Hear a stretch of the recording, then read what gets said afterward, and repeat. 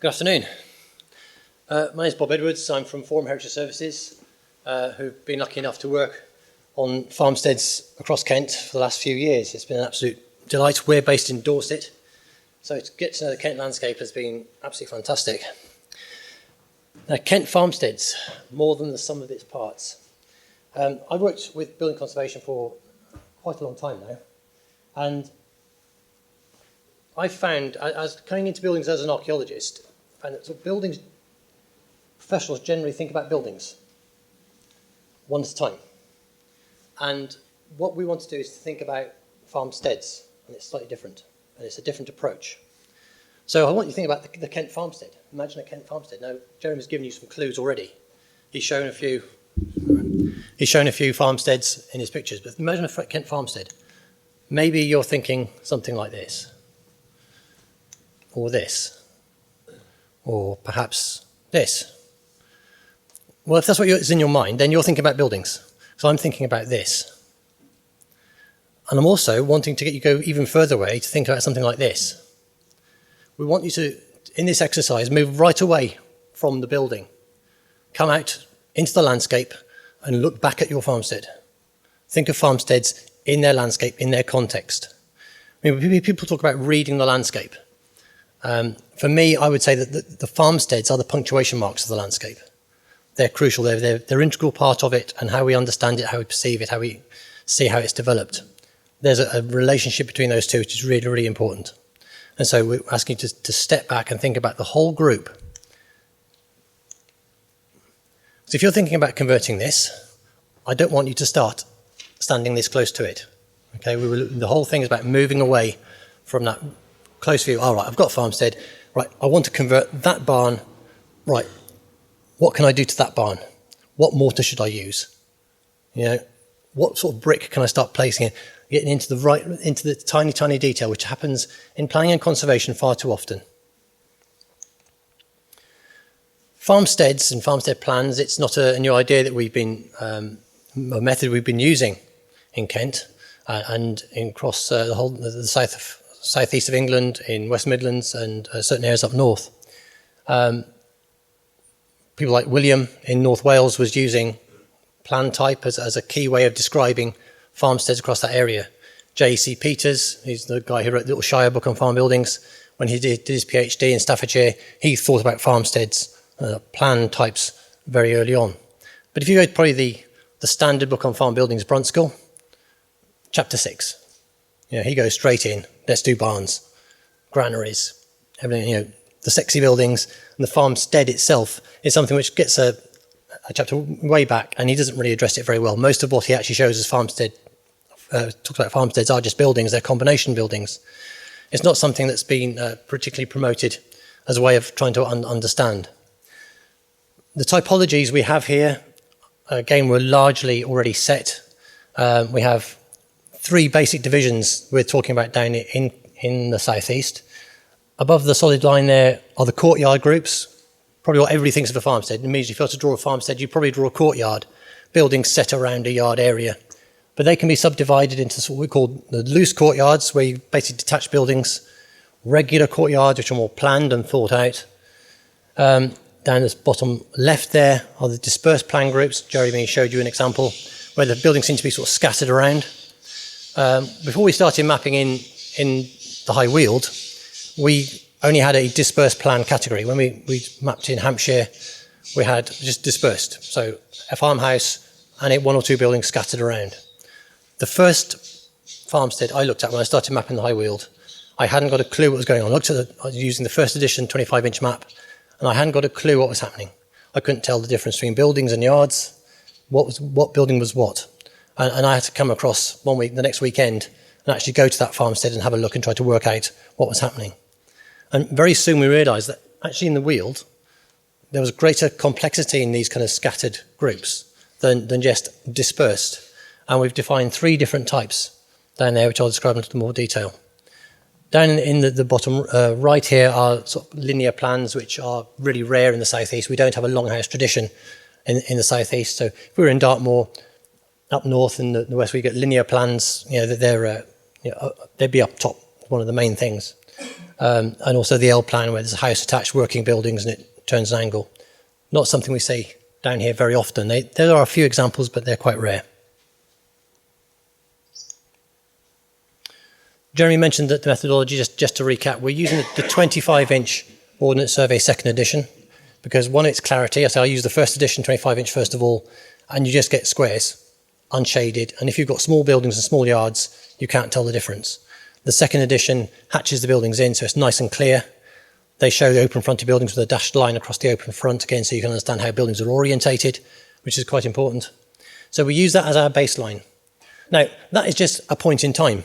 It's a good point, as Jeremy said, because it comes at the end of the development of the traditional farmstead. After that date, you tend to get mass-produced kind of buildings being built rather than vernacular traditional buildings. So it's a good point. You could use this technique on the tithe map, and we have done that. We've done two slices. If you've got estate maps, you can go back even further and you can see changes. But it as a baseline, to be able to work across the country, it's a very good starting point. We use the Ordnance Survey master map, present date mapping, to record how much change there's been. Is the farmstead still there? Is it all there? How much change in between? We use listed building data to give an idea of the time depth. Are we in landscapes where there's lots of evident early buildings, or are they all 19th century listed, or is there nothing listed? It gives you an idea. And then we use the national character areas as our main framework for reporting. Really important thing I want to point out here is the mapping we do records all farmsteads present on those maps. Working in planning and in archaeology, historic environment records, you're lucky if you have listed buildings on the HER. So it's the special ones. Farmsteads are important, all of them can contribute to the character of the landscape, not just those with listed buildings. They all have the potential to contribute and be really characteristic of their landscapes. I could show you two farmsteads in Hampshire just a few miles apart. One is listed to the eyeballs, everything is listed on that site, in a landscape of probably 16th century enclosure. A couple of miles away, the farmstead was nothing listed, an enclosure landscape of about 1800. And the difference in how we respond to those in the planning system is really quite different. In that district, the one with listed would have conservation officers crawling all over it. The one without any listed buildings, the conservation officer wouldn't go near it. And so you can get completely different responses. They both need proper management. Now, you may not be quite as protective, but the right decisions still need to be made if that comes into the planning system to how we take it forward into the future. So the results of the mapping across from Wiltshire to Kent is about 28,000 records. That shows you all the farmsteads and out farms, field barns that we've recorded in this little bit of the country. We've got another 25,000 up in the West Midlands and another 10, 12,000 in the Peak District and North Pennines. So we're getting used to seeing quite a few farmsteads. But immediately you can see there are differences in the landscape, just in the density of farmsteads that are out there. There are differences, recognisable differences across different landscapes. I'm going to run quickly through the range of plant types, not every single one in detail, just to give you a flavour of some of these things and show you how they actually do relate to landscape. The loose courtyards are these where you have detached buildings set around a yard. And this really is the basic plan type for most of the south of England. As you move up north, you'll find that the regular courtyards with linked buildings will become more common. But they're always kind of there, the balance between them kind of shifts, depending where you are. But they're one of the basic building blocks of farmstead plan types. This example really has 3 buildings set to the side of the yard, the house down here. And we record whether they've got 1, 2, 3 or 4 sides of working buildings. So you get an idea of the scale of those farmsteads. And if we sort of show the mapping across the mapped area, those with one sides, Jeremy showed you there, concentration in the Wealden areas, very small farms, very typical. As you move into the chalk areas, the south band of the South Downs, up into the Hampshire Downs, over on the far left there, there's very few of those small farmsteads. North Hampshire and South Hampshire on the clays, again, you could come back to those small farmsteads in essentially assalted landscapes, very much like the Weald. Whereas you look at the larger ones with buildings to 3 sides of the yard, you can see how the Weald now becomes much lighter, much heavier concentrations in North Kent Plain, the Greater Thames Estuary, and down into the low Weald and Wealden Greensand. The regular courtyard plans, it's not a really important group for the Weald, or in Kent generally, really, but you do get them. Here's a little U plan group. We often have the kind of this, because the Oast House often set aside in Kent and also in Sussex, so it gives a little bit more of a less regularity to the whole group with the Oast House, but that's a small regular courtyard. I haven't got a Kent example because the E plans are pretty rare. These are often big estate-built groups. If we do have them in the southeast, they tend to be much plainer than this kind of architect-designed example, which is based on a Staffordshire farmstead. They are around, and indeed we're in something today which has similarities to that, but not in such a formal planned way. What we do get down here are these covered yard buildings. Now, normally a covered yard would be a group of buildings around a yard, and then they put a roof over the yard area itself. Something we see down in Kent, in the High and Low Weald particularly, are these wide span buildings for cattle, built in the mid to late 19th century, and so they're a feature of parts of the landscape. And that's an example of that type of building I showed you. So the High Weald and stretching into the Low Weald. It's actually in an area where we've got generally very small farmsteads, very ancient farmsteads. Amongst that is the highest concentration in the southeast of these very formal planned, wide-span modern buildings for their time, very advanced, if you like, for the thinking about protecting the manure, not letting the manure being diluted by the rain, keeping the cattle warmer. So quite advanced, but in an area where there's been probably the least change in farmsteads within the southeast.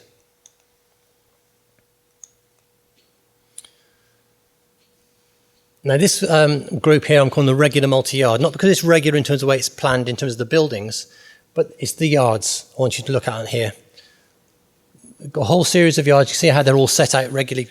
Somebody's thought about how they're positioned and laid them out. Although they've got detached buildings, many of them, the whole set out is very thought out and planned group. This is based on Finchcocks by Scotney Castle. A large house office there. The barn, I think, is 2 5-bay barns end to end. Important factor here, I think these are mainly cattle yards. The barns are actually surrounded by shelter sheds on 3 sides. Apart from the south end, there's a hay barn. And I think really the impetus here is about manure production, manure for the hop fields, because the hop fields have really needed lots and lots of fertiliser. Obviously, you see the Oast House here. There's another Oast House at Little Scotney Farm, which is just off to the left. So putting lots of manure onto the land, so really concentrating on manure production. This is really a manure factory, as much as anything else. But these are the regular multi-yard distributions. Now, in Hampshire, I have to say Hampshire might be a little bit low, because when we did that, we used the 6-inch mapping rather than the 25-inch mapping as the first phase. And we probably didn't pick up as many as we possibly could. But knowing Hampshire relatively well, I'm pretty sure there are not the numbers we're seeing, say, in northwest Wiltshire or that we're seeing over in North Kent. These are really quite an important farmstead type in the northern part of the county, certainly. As I say, and just showed you, really associated with cattle rearing and fattening. Now, as I anticipated, the first farmstead I mapped in Kent was a dispersed plan, and I didn't understand it. And as we looked, I sort of got a whole range of samples and printed them all out, and we tried to sort of classify them and see where the similarities were. And we came out with 3 types. The first is we call the dispersed cluster, which is your typical dispersed plan. If you look at older literature on farmsteads and farmstead plans, the scattered group, the dispersed plan, is what you'd find. And really, the farmstead here is this. Let me draw the round boundary.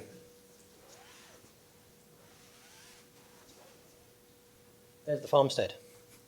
And that's totally different to anything we'd expect to find in Hampshire, where you'd find a nice cluster around a yard, buildings facing in, very tight. The farmstead is a huge paddock here with buildings scattered around. Okay, in the bottom here we've got the old barn, which has probably had the shelter shed attached to it at a later date. So we've got a little courtyard down here. Often with dispersed plans there is no formal yard area. You just got buildings dotted around within this paddock. Another point about this type of plan, and the dispersed plans generally, are the number of routeways. All these are public footpaths cutting through this. Whereas in Hampshire or many areas, you cannot go into the farmstead. You might be able to skirt past it. You can rarely go into it. Particularly in the Weald, you often get right into the heart of the farmstead. You walk right through it. And the reality is, when you start looking at these groups and you see the barn's been converted and the oast house has been converted and there's a 1950s bungalow, you actually have the feeling of going into a hamlet rather than a farmstead. It's a very different feeling, very different characteristic, which is something you just don't see across most of the rest of the south of England, certainly.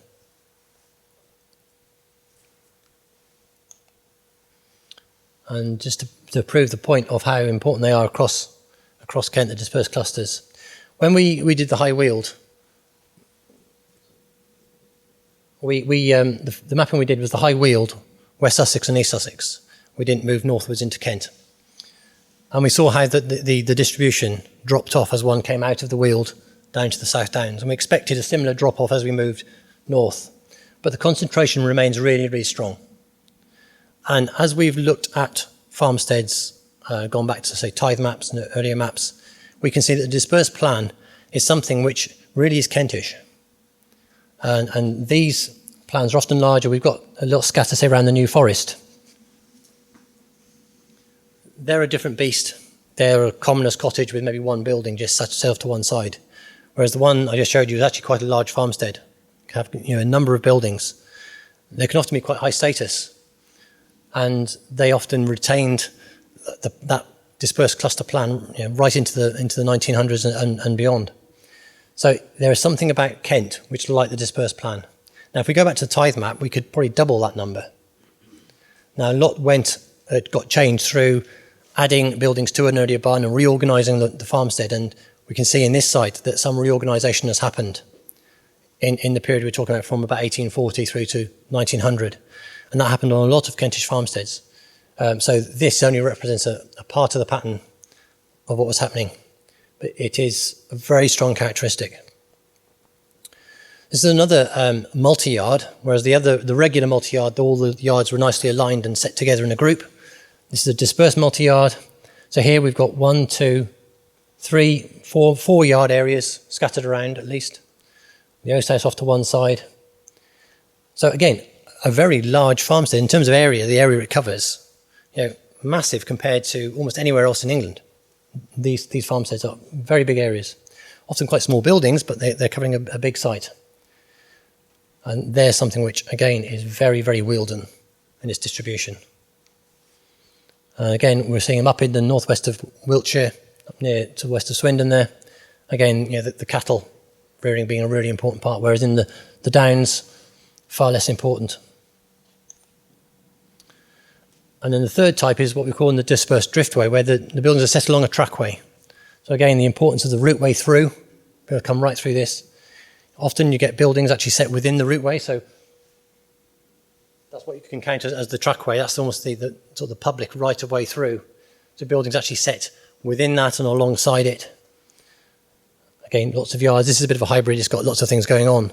And as with any sort of typology, you can sort of set up a model, but when you actually look at reality, you'll see different things going on. And this is the case here. There's a little loose courtyard group there. You've got multi-yard characteristics, the dispersed way characteristics. But there's a lot here which is so characteristic of the Weald and Kent more widely. And the dispersed driftways, often associated with those, we all know about the tracks coming up into the Weald from the South Downs and North Downs, relating to those public rights of way and old trackways. So it's a very important group. We also see them now coming up in sort of the Welsh Marshes area, farmsteads on the edge of farmland moving up towards moorland, where people are droving their cattle between summer pastures and down. So we're seeing a similar pattern, but not in the kind of densities that we're seeing down here, or maybe the size of them. And if we zoom in a little bit closer, this is taking Lenham, we can just see how the patterns of farmstead plan can relate even to quite small areas of landscape. So in Lenham, down on the heath, the southeast corner, that's where you get your dispersed plans, and also a little bit group in the middle there, relating to the sort of the green sand areas. The red squares being those large regular multi-yards, and along the Hollingbourne Vale east, a whole series there of high status manor farms. I think about 4 or 5 of those are mentioned in Doomsday Book. They're really high status farmsteads, and they're developing into these large regular multi-yards. And there's a couple of high status farms up on the edge of the North Downs there. So even at a very local level, you can see patterns between different landscapes having different farmstead types within them.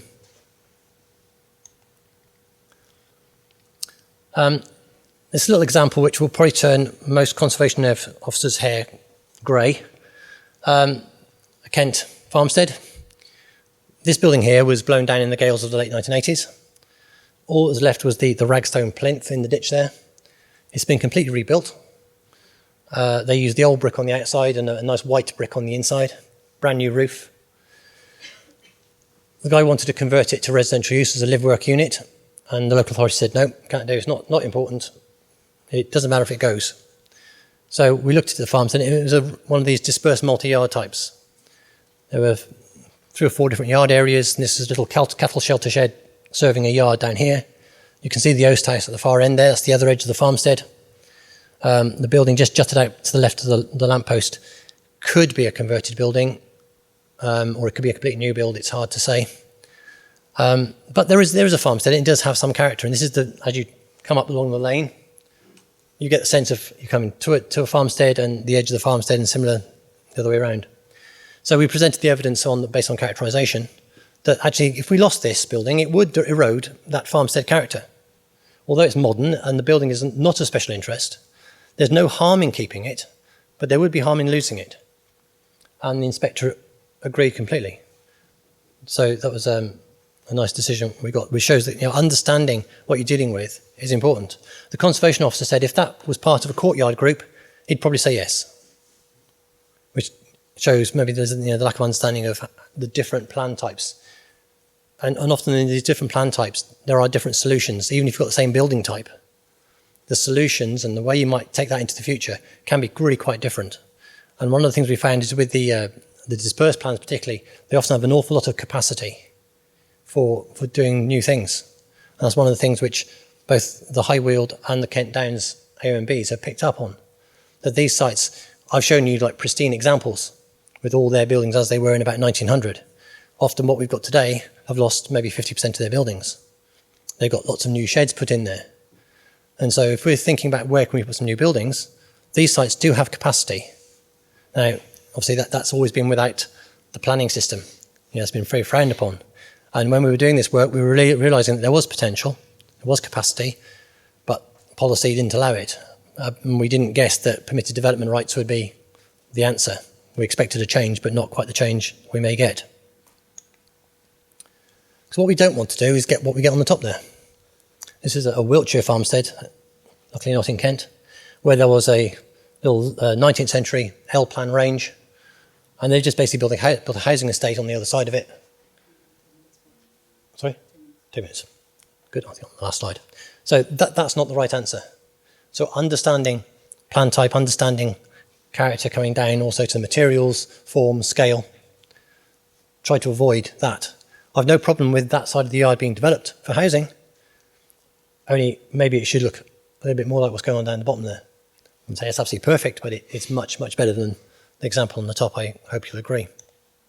There we are. Perfect timing, eh?